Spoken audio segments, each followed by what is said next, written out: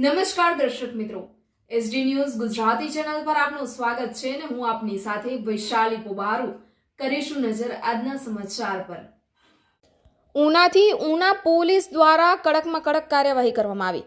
Una police દ્વારા અસામાજિક તત્વો સામે ચેકિંગ હાથ ધરવામાં આવ્યું। ગુજરાત પોલીસ વડા દ્વારા અસામાજિક તત્વો સામે કડક કાર્યવાહીના આદેશ બાદ ઉના પોલીસે કાર્યવાહી કરી છે।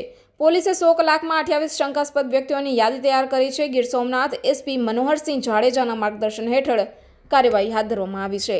આગામી રમઝાન, ઈદ અને રામનવમીના તહેવારને ધ્યાનમાં રાખીને ઉમેજ, સનખડા અને ખાણ ગામમાં આજે સાંજે ફ્લેગ માર્ચ યોજવામાં આવ્યો હતો।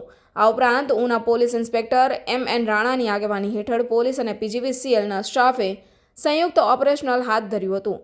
પોલીસે 5 શંકાસ્પદ વ્યક્તિઓના ઘરે દરોડા પાડ્યા હતા। તપાસ દરમિયાન પોલીસે આ શંકાસ્પદોના રહેણાંક, મકાનોના દસ્તાવેજો, વીજળી બિલ અને પાણીના કનેક્શનની વિગતોની ચકાસણી કરી હતી। કાયદેસરની પ્રક્રિયા મુજબ આગળની કાર્યવાહી હાથ ધરવામાં આવી છે। રિપોર્ટર અબ્દુલ ઘાંચી, એસડી ન્યૂઝ ગુજરાતી, ઉના।